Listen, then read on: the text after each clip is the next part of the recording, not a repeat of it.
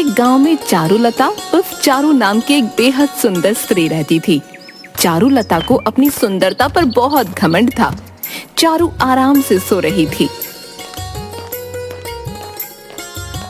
कि तभी उसकी माँ विमला उसे उठाती हुई बोली, अरे उठ जा कलमुही, सूरज सर पर चढ़ाया है और तू है कि अभी तक सो रही है। सोने दो ना माँ, थोड़ी देर बाद उठ जाऊंगी। अरे सूरज निकलने के बाद तो रानियां भी उठकर बैठ जाती हैं और एक तू है जो उठने का ही नाम नहीं ले रही। चल जल्दी से उठकर तैयार हो जा, आज तुझे देखने लड़के वाले आ रहे हैं। कितनी बार कहा है माँ, मैं विवाह किसी राजकुमार से ही करूंगी।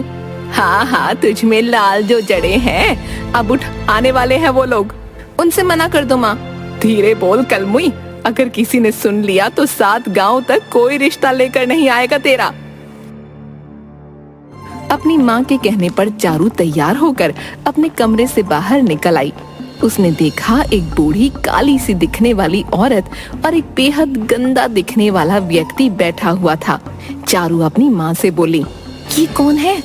ये मोहनलाल है और ये इनकी पत्नी आशा है। इन्होंने तुझे अपने बेटे के लिए पसंद कर लिया है। पसंद करने से पहले मुझसे एक बार तो पूछ लेते, इनकी शक्लें तो काली हैं। जब माता पिता इतने काले हैं तो इनका बेटा तो फटे हुए आलू की तरह दिखता होगा। अरे धीरे बोल कलमुई, दामाद जी के पास पूरे 2 बीघा जमीन है, तेरी सारी जिंदगी आराम से कटेगी। बाहर में गए सारा, मुझे नहीं चाहिए आराम। चारू की बात सुनकर वो दोनों गुस्से में खड़े हो गए। अरे मैंने इतनी बदतमीज लड़की नहीं देखी। हमें यहाँ पर क्या बेइज्जत करने के लिए बुलाया है समधन जी? अरे काहे की समधन जी, ऐसे कैसे बन गई समधन जी ये तुम्हारी? अरे कैसे मिर्च निकल रही है इस लड़की की जीभ से, मेरे लड़के को फटा हुआ आलू बोल रही है ये। हमें यहाँ बेइज्जती करने के लिए बुलाया था क्या? चलिए यहाँ से। इतना कहकर मोहनलाल और आशा वहाँ से चले गए और विमला सर पकड़कर बैठ गई। तभी वहाँ पर चारू की दोस्त मोहिनी मटकी लेकर आ गई। चारू मोहिनी के साथ पानी भरने जंगल चली गई। मोहिनी जंगल में एक कुएं से पानी भरने लगी। तभी उन दोनों के कानों में किसी बुजुर्ग के कराहने की आवाज टकराई। लगता है कोई बुजुर्ग बेचारा जमीन पर गिर गया है। अरे तो गिरने दे, मुझे क्या, अब क्या ये राजकुमारी गिरे हुए बुढ़ों को उठाने के काम करेगी? ऐसे नहीं बोलते चारू, हो सकता है कोई बुजुर्ग गीली जमीन पर गिर गया हो। मेरे हाथ में रस्सी है, नहीं तो मैं खुद जाकर देख लेती। ठीक है, अगर तुम कहती हो तो देखना ही पड़ेगा। चारू ने देखा कि एक साधु एक पेड़ के नीचे बैठा हुआ उठने की कोशिश कर रहा था।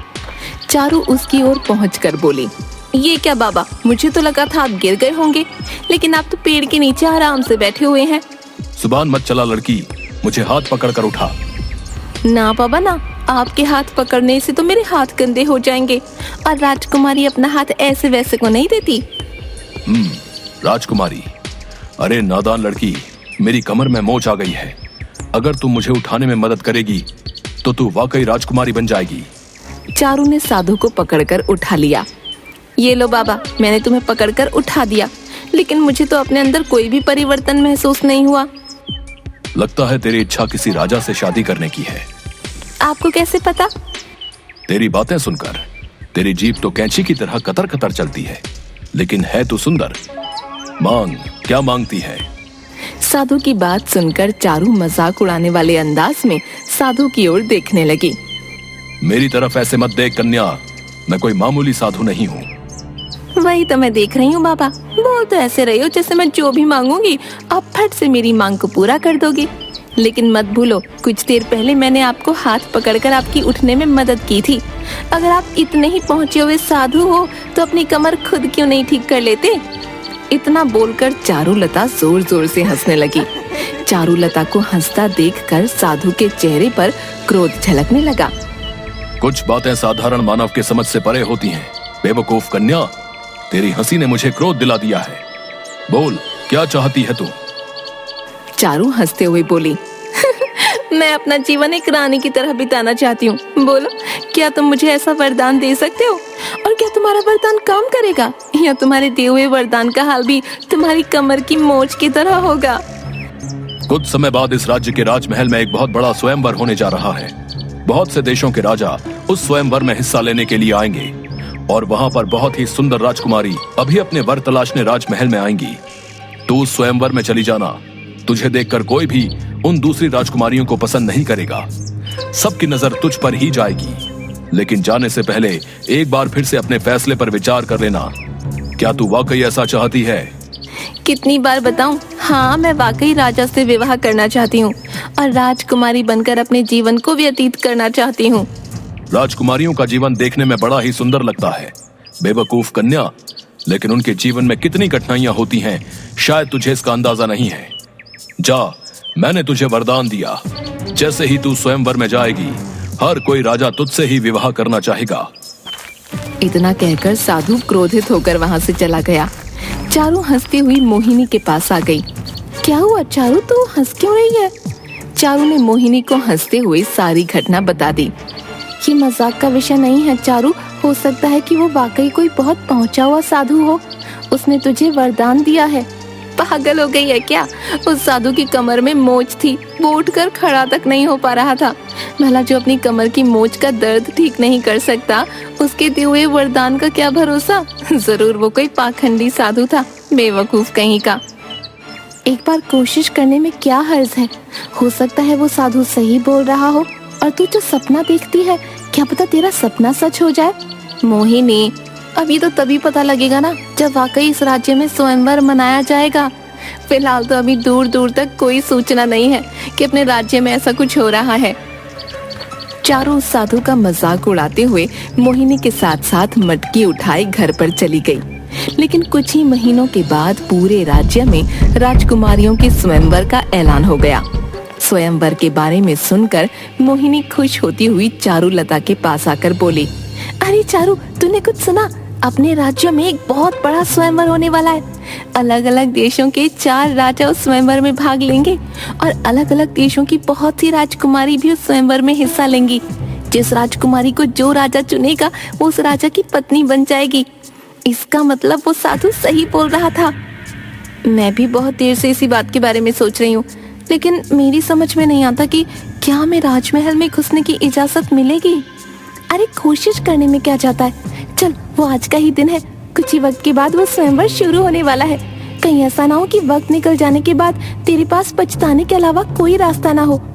मोहिनी की बात सुनकर चारू की आंखों में चमक आ गई। वो मोहिनी के साथ राजमहल की ओर चली आई। वो दोनों राजमहल के गेट पर जा पहुंचे कि तभी सैनिक ने उनको रोककर कहा, तुम अंदर नहीं जा सकती, यहाँ आम नागरिकों का जाना मना है। इतना कहकर जैसे ही उस सैनिक की निगाह चारू पर पड़ी, पता नहीं उसे क्या हुआ। अरे तुम तो वाकई बहुत सुंदर स्त्री हो। लगता है तुम कहीं की राजकुमारी हो जो भेष बदल कर राज्य घूमने के लिए निकली है। जाओ अंदर जाओ, इससे पहले कि तुम पर किसी की नजर पड़ जाए। और ये तुम्हारे साथ कौन है? उस सैनिक की बात पर चारू मुस्कुराती हुई बोली, ये मेरी दासी है मोहिनी। ये हमेशा मेरे साथ ही रहती है। अब जल्दी से मेरा रास्ता छोड़ो, मुझे अंदर जाने दो। सैनिक ने तुरंत उसे अंदर जाने की इजाजत दी। मोहिनी को चारू की ये बात बिल्कुल भी पसंद नहीं आई। मोहिनी आहिस्ता से बोली, ये क्या चारू, तेरे तो अचानक तेवर ही बदल गए। उस सैनिक ने गलती से तुझे राजकुमारी क्या समझ लिया? तूने तो मुझे अपनी दासी बना दिया। अरे छोड़ना, क्या फर्क पड़ता है, चल चल अंदर चल। अंदर एक बहुत बड़ा स्वयंवर चल रहा था। उस स्वयंवर में राजा वीर सिंह, रतन सिंह, धीर सिंह और विजेंद्र सिंह सिंहासन पर बैठे हुए थे और सामने बैठी रानियों को प्यार भरी नजरों से देख रहे थे। तभी वहां चारू और मोहिनी आ गईं। जैसे उन चारों राजाओं की नजर चारू पर पड़ी, वो चारों के चारों राजा चारू के रूप को देखकर मंत्रमुग्ध हो गए। मुझे मेरी राजकुमारी मिल गई। ऐ सुंदरी, कौन हो तुम? क्या नाम है तुम्हारा? मेरा नाम चारुलता है। खैर तुम कोई भी हो, मुझे उससे कोई फर्क नहीं पड़ता। तुम ही मेरी रानी बनोगी। तभी वहां पर बैठा हुआ दूसरा राजा रतन सिंह बोला, अपनी बात वापस ले लो वीर सिंह।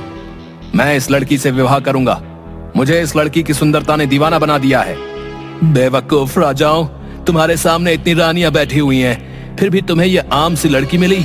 मैं हमेशा से ही आम लड़की से विवाह करना चाहता था। इससे मैं शादी करूंगा। अपने फैसलों पर तुम एक बार गौर कर लो। इस लड़की से सिर्फ मैं ही शादी करूंगा। राजमहल में हाहाकार मच गया। चारों राजा एक दूसरे को मारने को उतारू हो गए। राजमहल के राजगुरु ये सब माजरा बहुत देर से देख रहे थे। वो क्रोधित होकर उन राजाओं से बोले, बंद करो अपनी बकवास बेवकूफ राजाओं। ऐसे तो तुम चारों अपनी जान ले लोगे। मेरे पास एक उपाय है। कौन सा उपाय? तुम चारों का विवाह इस लड़की से करा दिया जाए। ये कैसी बातें कर रहे हैं आप? भला हम चारों राजाओं की एक पत्नी कैसे हो सकती है? असंभव।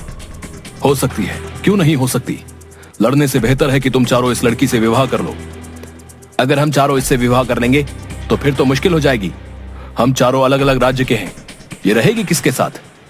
इसे हर राजा के साथ ही एक महीने रहना होगा। फैसला हो चुका। राजगुरु की ये बात चारों राजाओं को पसंद आ गई, मगर ये देखकर चारों के होश उड़ गए। उसने मोहिनी की ओर देखकर कहा, अरे मैं तो सिर्फ एक राजा की रानी बनना चाहती थी मोहिनी, लेकिन मुझे 4 राजाओं से विवाह करना पड़ेगा। मेरी तो हालत खराब हो जाएगी। तुझे बड़ा शौक था ना रानी बनने का। लगता है उस साधु ने तुझे जरूरत से ज्यादा वरदान दे दिया। चारू, तू एक राजा की पत्नी नहीं बल्कि 4 राजाओं की पत्नी बनेगी। मुझे किसी की रानी नहीं बनना। इतना कहकर चारू वहाँ से भागने ही वाली थी कि तभी राजगुरु ने चारू को पकड़ने का आदेश दे दिया। चारू के पास अब उन चारों से विवाह करने के अलावा और कोई चारा नहीं था। चारू का विवाह उन चारों राजाओं से हो गया। विवाह होने के बाद वीर सिंह खुश होते हुए बोला, सबसे पहले इस सुंदरी पर मेरी नजर गई थी, क्योंकि अब ये मेरी रानी बन गई है, इसलिए सबसे पहले ये मेरे साथ रहेगी। ऐसे तुझमें क्या लाल जड़े जो ये सबसे पहले तेरे साथ रहेगी? मत भूलो राजा वीर सिंह, अब ये मेरी भी पत्नी है, इसलिए सबसे पहले ये मेरे साथ रहेगी। नहीं, मेरी रानी सबसे पहले मेरे साथ रहेगी। उन तीनों की बात सुनकर राजा विजेंद्र सिंह गुस्से से लाल पीला हो गया। वो तुरंत तलवार निकाल कर बोला, तुम तीनों राजाओं का अंत मेरे ही हाथों लिखा है। वैसे भी मैं तुम तीनों पर हमला करने ही वाला था, लेकिन मुझे तुम्हारे ऊपर हमला करने का कोई बहाना नहीं मिल रहा था।